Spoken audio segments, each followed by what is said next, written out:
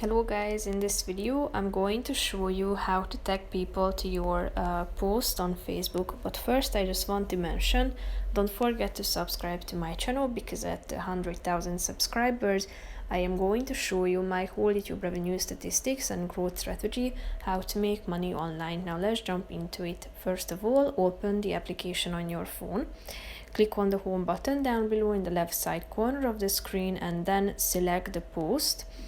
Or go to the top of the screen and click on this "What's on your mind" option at the top, and start typing in your text or whatever you would like to share, and then click on this